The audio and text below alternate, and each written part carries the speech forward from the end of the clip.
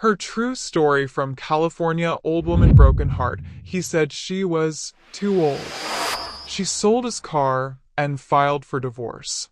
When I stood in that crowded diner in Sacramento, he said it loud enough for strangers to hear. You're too old for me now. I need someone younger. My fork slipped from my hand, and in that moment, I realized my decades of loyalty meant nothing to him. He smirked, thinking he had won, but he had no idea I had already found the pink slip to his cherished Mustang tucked inside an old folder. What he didn't know was that California law had long protected women like me, women he thought were invisible. While he paraded his new fling through Napa Valley, I quietly signed the transfer papers, sold the car, and filed for divorce the very next morning in Placer County.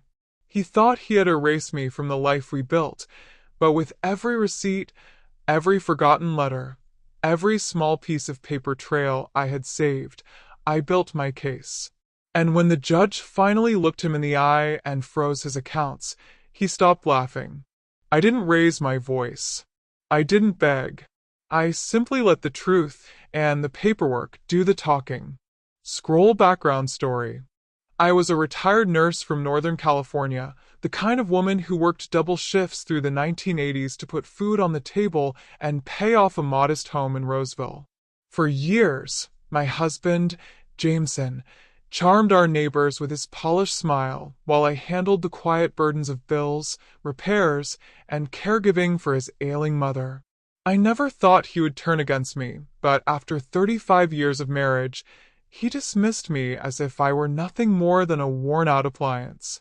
What he didn't count on was that I had spent a lifetime reading fine print, organizing records, and fighting gently but firmly for the people under my care.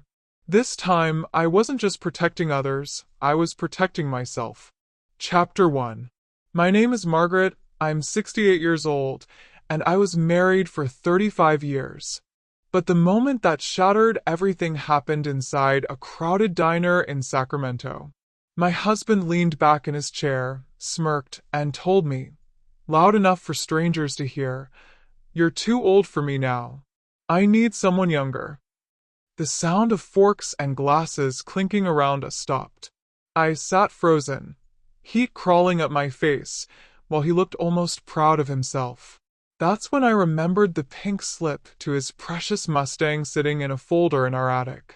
He thought he had just broken me. He had no idea I had already broken him. What happened next would silence his arrogance forever, but do you want to know how I got there? Stay with me. Chapter 2. Driving home that night, my hands shook on the steering wheel. The car smelled faintly of old leather and dust, and I could hear my own heart pounding louder than the radio static. I thought about all the years I gave, working double shifts as a nurse, saving every penny, paying off our little house in Roseville, even taking care of his mother when he was too busy. Now I was too old. I cried until my vision blurred, but by the time I parked, my tears had turned to something else, resolve. Because if he thought he could erase me, he was wrong.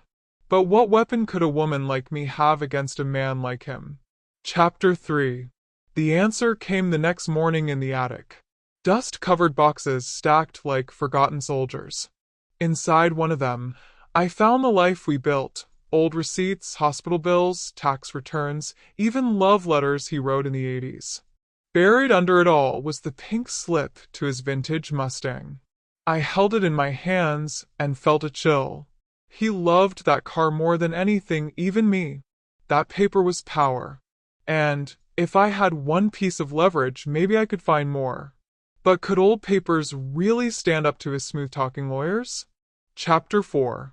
Later that week, I ran into my neighbor Helen, a retired paralegal.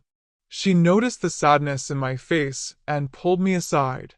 "Margaret," she said, "California protects women like you. Don't throw those papers away. They may be your armor." Her words lit a fire in me.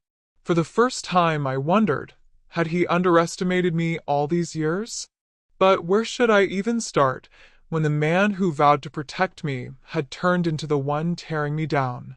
Chapter 5. I started reading the old documents carefully, and that's when I spotted it.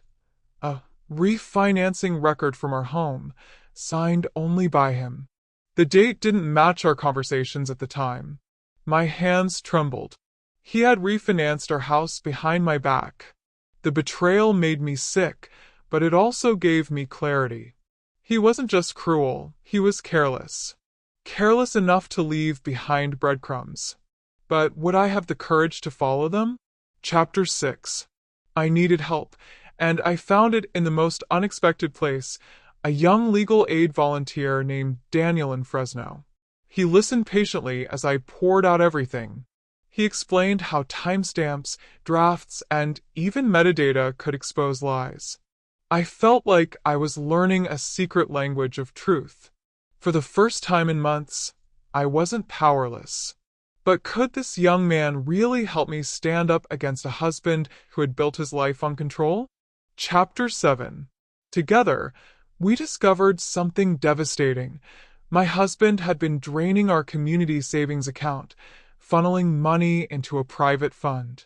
With that money, he had taken another woman to Napa Valley, lavish dinners, hotels, even gifts. Every receipt painted the picture of a man who had replaced me long ago. My stomach nodded, but I also felt a strange calm. With every document, his mask was slipping. But how could I reveal this without him seeing me as the confused old woman he always mocked? Chapter 8. Daniel helped me file for a freeze on the Mustang sale funds. When the court granted it, I almost collapsed with relief. It was my first real win, small but powerful. When my husband found out, he laughed, brushing it off like a joke. You? Fighting me? Don't make me laugh. His arrogance was fuel. If only he knew just how much I had already taken from him. Should I tell him now or wait until the perfect moment? Chapter 9. His retaliation came fast.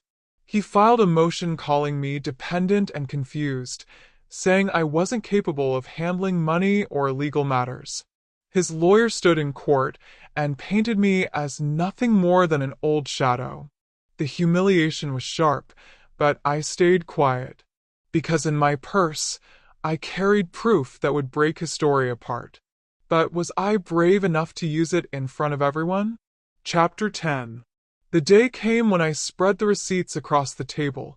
Bank slips, hotel charges, even a handwritten note he had left in his rush to cover his tracks. The courtroom went silent. His lawyer shuffled papers nervously. He had underestimated the power of a woman who saved everything. But the real shock was still to come, and I was holding it close to my chest.